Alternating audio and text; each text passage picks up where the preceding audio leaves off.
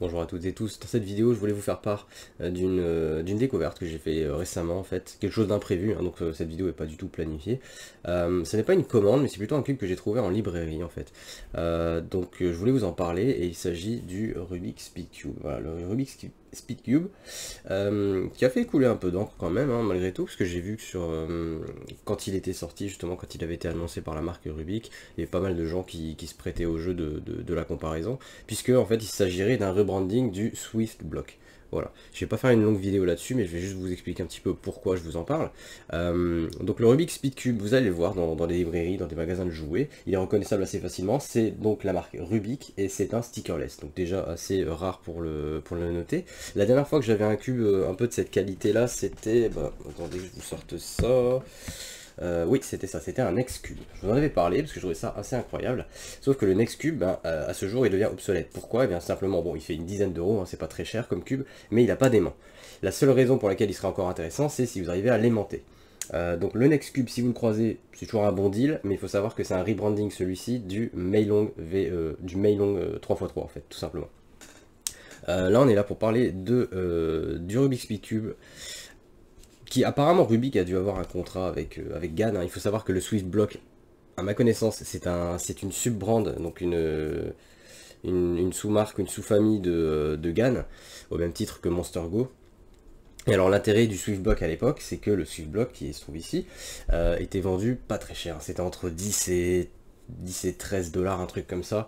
Il y avait peut-être une version maglev et une version normale, mais voilà, ça s'arrêtait là. Alors le cube, quelles sont les caractéristiques, les particularités du Swift Block? Eh bien, comme son nom l'indique, il y a block, donc blocky. Alors après, voilà, vous en faites ce que vous voulez de ce terme, j'arrive pas vraiment à le traduire, mais effectivement, il est un peu moins smooth que la plupart des cubes, notamment de l'époque, hein. Je crois que celui-ci, ben, attendez, je vais essayer de vous dire à quelle époque il est sorti, si je dis pas de bêtises, oui, 2024, donc c'est pas un truc très très vieux, 2024 ou 2023. Et donc, alors c'est un cube qui est pas du tout dans la catégorie des poids légers, hein. Il n'est pas non plus atrocement lourd, mais on est quand même sur un cube qui, je pense qu'il est au-dessus des 80 grammes, d'accord? Et il y a des gens qui aiment bien ça, voilà. Les aimants sont médiums, ils font le taf, mais sans être non plus impérieux. Et le setup à l'intérieur, donc le setup c'était cette espèce de d'anneau bleu turquoise avec deux petits crans pour vous permettre de le tourner si vous avez les pouces suffisamment petits, enfin les doigts suffisamment petits. Et il y avait je crois 6 niveaux de setup, plus une vis. Alors pourquoi j'en parle? Parce que c'est déjà assez extraordinaire de pouvoir avoir un cube de cette qualité-là dans un magasin sans avoir à passer par internet. Là on est vraiment près de chez vous en fait avec ce cube et ça c'est assez incroyable. Voilà, c'est le premier stickerless que je vois dans une boutique. Je vais pas dire lambda, hein, c'est une grosse librairie, mais tout de même, j'étais assez étonné de le croiser là. Moi je l'avais vu qu'en vidéo. Alors la plupart des gens le comparent au SwiftBlock en ligne, hein, sur YouTube et disent bon bah voilà, c'est jamais qu'un rebranding de SwiftBlock avec des teintes un peu différentes. Point, la review s'arrêtait là. Moi je suis pas tout à fait d'accord. Il y a effectivement des teintes qui sont différentes. On va vraiment être, donc ici vous avez les teintes plus foncées sur le SwiftBlock. Vous avez des teintes qui sont généralement beaucoup plus attrayantes sur le Rubik, bien sûr pour rappeler un peu le côté jouet, hein. On reste quand même sur un jouet du côté Rubik, hein. On vise pas forcément la compétition à tout prix, bien que ça pourrait peut-être changer maintenant. Et donc voilà, comme vous pouvez voir, les teintes sont beaucoup plus claires. Moi, je les trouve vraiment plus intéressantes. Là, on est vraiment plus dans un côté un peu chatoyant, c'est saturé, c'est brillant, enfin brillant, non, c'est pas brillant, c'est mat, mais c'est un peu plus flashy, voilà. Donc moi, déjà, je trouve qu'à l'œil, il est beaucoup plus intéressant. Autre chose que j'ai remarqué, c'est que sur le SwiftBlock, j'avais un problème avec ce cube. Je l'aimais beaucoup, mais il y avait un truc qui me gênait énormément, c'était ça.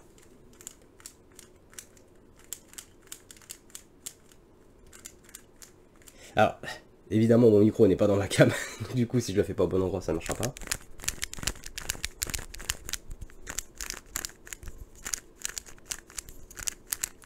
Il y a un espèce de petit cliquetis à chaque fois que je tourne le cube. Je pense qu'il y a des aimants qui ne sont pas très bien acérés ou qui ne sont pas collés, en tout cas dans leur écrin, on va dire ça comme ça. C'est un peu gênant. Bien sûr, quand vous résolvez que vous avez de la musique dans les oreilles, c'est pas du tout un inconvénient, loin de là. Mais bon, voilà, faut le savoir.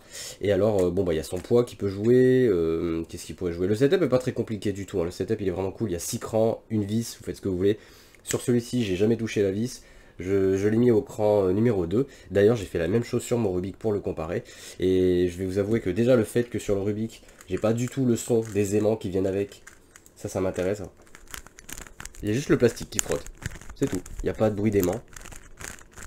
Et ça, je trouve ça déjà très très cool. Moi, je déteste quand un aimant fait un cliquetis. Là. C'est pas... Bien sûr, je vise le Swiftblock ici, mais c'est pas le seul. Hein. Il y a d'autres marques qui font ça. Donc déjà, il fait pas ce bruit-là. Bien sûr, il a toujours son petit bruit. Et surtout, en main, j'ai le sentiment qu'il est un peu plus léger. Alors, je sais pas vous dire. Moi, si je les pèse, si je les sous-pèse comme ça à la main, bien sûr, je vais vous dire, bah, ils font à peu près le même poids. Mais à l'utilisation, en fait, en le manipulant, je suis beaucoup plus à l'aise avec le Rubik's Cube. Et alors, je vais vous donner peut-être un peu ma conclusion maintenant, mais je trouve que le cube est très très cool. Très très cool. Je m'amuse beaucoup dessus. Alors, j'ai pas les averages de mes autres poncifs, hein. Je pense notamment au MGC EST, je vais penser au GAN 356, le Wameng TG, qui d'ailleurs depuis que j'utilise le Rubik's Speed Cube me plaît un peu moins. C'est vraiment en train de changer ma perspective sur ce que je veux, sur ce que j'aime et sur ce que sur mes préférences de Rubik's Cube, voilà. Parce qu'il a l'air vraiment d'être, on pourrait dire sur le papier, ouais c'est un Rubik qui pue la merde. Même si c'est un Swiftblock, non pas du tout, ça n'a pas été choisi au hasard. Alors bien sûr en parlant de choix, on pourrait se dire, oui mais GAN, pourquoi ils n'ont pas proposé de faire un Rubik calqué sur un GAN 12? Bah parce que c'est pas dans l'ADN de Rubik, ils vont pas commencer à proposer des cubes à 50 balles dans une boutique de jouets. Les gens vont regarder ça déjà, c'est pas facile de convaincre les gens d'acheter un Rubik's Cube de base parce que les gens savent pas le faire avant de l'acheter. Donc va-t'en mettre une étiquette de 50 balles ou de 40 balles sur un Rubik's Cube en magasin de jouets et dire allez vas-y champion. Ça va pas se vendre. L'intérêt du Swiftblock c'était que déjà le cube coûte pas cher et en plus tu vas foutre une étiquette Rubik dessus, il va pas coûter énormément plus cher. Alors ils seront une marge, hein, clairement Rubik se fait une marge de bâtard dessus. Moi je l'ai payé 18,90 €. Donc vous pouvez tabler que si vous le trouvez à plus de 20 €, c'est pas bon marché, mais 20 € aux alentours de 20, d'accord? Donc entre 17 et 20 €. Prenez ce cube. Si vous n'en avez pas de vrai, je vais dire, si vous avez encore le Rubik's Cube avec les parties noires, les autocollants, etc., bah, remplacez-le par celui-ci, tout simplement. Si vous voulez faire plaisir à quelqu'un qui découvre un peu le Rubik's Cube, celui-là est très bien aussi. Et je vais vous dire, moi voilà, je suis un vétéran et je l'adore. Alors que finalement, ce cube, il n'a pas forcément sur le papier les derniers attributs possibles. C'est pas de l'UV coated, il n'y a pas de maglev, vous n'avez pas de ball core, il me semble. Je vais vérifier, mais il me semble que non. Il n'y en a pas, bah non. Mais pourtant, je m'amuse comme un petit fou dessus. Ça fait une semaine que je l'utilise et je dois vous dire que je suis absolument pas déçu du produit.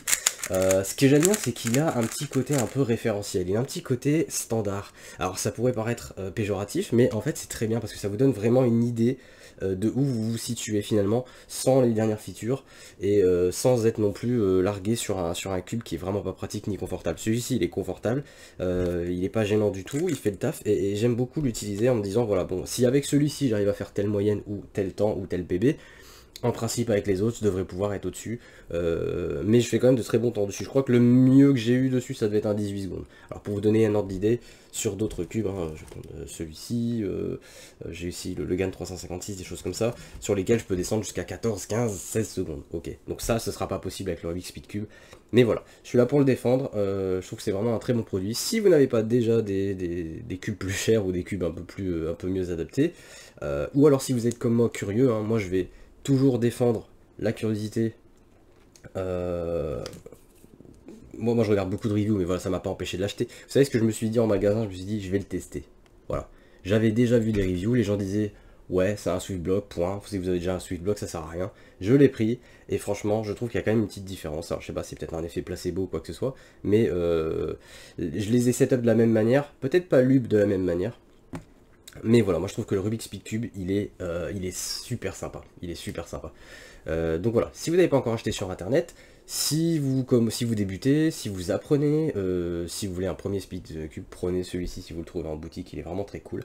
Le seul défaut que je pourrais lui trouver, à la limite, entre nous, c'est le torpedo. Enfin, la répartition du bulbe. Alors bien sûr, c'est vrai que j'ai pas abordé ce point là, mais moi le cube je l'adore après lubrification. Out of the box, il est un peu brut de décoffrage. Donc il faudra peut-être trouver un moyen pour vous de le luber, si vous n'en avez pas déjà.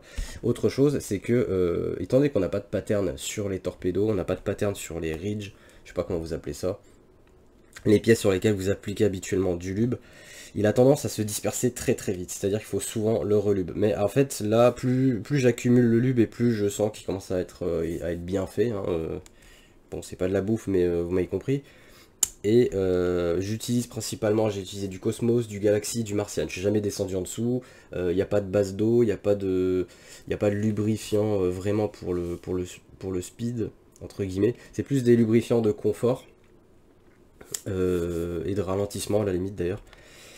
Mais voilà, juste à savoir si vous tentez, si vous prévoyez pardon, de le prendre, le lube se disperse assez rapidement, donc voilà. J'ai pas encore eu à le nettoyer, ça fait une semaine que je l'utilise, je dois avoir 200, un peu plus de 200 solves. Ouf, ça glisse. Et franchement, ça va, il est pas ralenti pour le moment de ce que j'ai vu. Donc voilà, petite vidéo sans prétention ici, juste pour défendre, je vais pas dire l'indéfendable, mais voilà, pour un peu couper court aux a priori qu'on pourra avoir. Si je devais résumer, c'est simplement la première fois que Rubik se sort les doigts et fait un vrai speed cube en fait, tout simplement. Alors oui, c'est pas de eux, bien sûr, ils ont emprunté le brevet du Sweetblock de chez GAN. Je suppose que GAN s'est fait un petit paquet de pognon derrière avec ce partenariat d'ailleurs. À moins que Rubik ait volé littéralement le design, ça je sais pas, pour moi ce serait quand même assez gros. Ça vaut pas vraiment le coup de se faire un procès, je pense que Rubik est plutôt allé frapper chez GAN et leur dit est-ce qu'on fait un truc. Mais voilà, c'est la première fois que je reprends du plaisir sur un Rubik depuis les originaux que j'avais encore en 2007, en 2008. C'est pas du tout une mauvaise chose parce que ça montre que Rubik a compris qu'il y avait un public. Alors ils vont essayer de le milk hein, comme toutes les grandes marques je pense, et donc là pour moi c'est leur première tentative, mais c'est honnête, c'est honnête franchement, voilà. Le prix qu'ils demandent il est pas excessif, j'ai déjà vu des Rubik's Cube normaux qui sont déjà vendus de toute façon à 18, 19 ou 20 balles, alors si vous partez sur celui-là et qui fait le même prix, bah sautez dessus. Hein. En plus c'est le seul Rubik's Cube aimanté qui est vendu en boutique à ma connaissance. Vous allez prendre des V-Cubes, les V-Cubes sont pas aimantés, le Next Cube que je vous ai montré il est pas aimanté. Je serais très étonné que vous en trouviez d'autres, s'ils n'ont pas été commandés sur internet en tous les cas. Donc voilà, je vais arrêter cette vidéo ici. J'ai rien d'autre à ajouter là-dessus, n'hésitez pas à commenter si vous en avez, pour me donner votre avis. Sinon, si vous avez des questions également, bien sûr, si vous posez des questions sur ce que vous pouvez me les poser, je tenterai d'y répondre le plus honnêtement possible et le plus précisément possible également. Donc voilà, en ce moment c'est mon trend, alors j'ai mis les autres de côté pour le moment pour me faire un peu mon idée, peut-être que je vais être lassé de ce cube et que je vais revenir aux autres. Ce qui est sûr c'est que après avoir utilisé celui-ci, je suis revenu sur mon Wameng TG, hein, le Wameng TG que j'ai eu un peu de mal à m'approprier, et le Wameng TG je l'aime plus autant.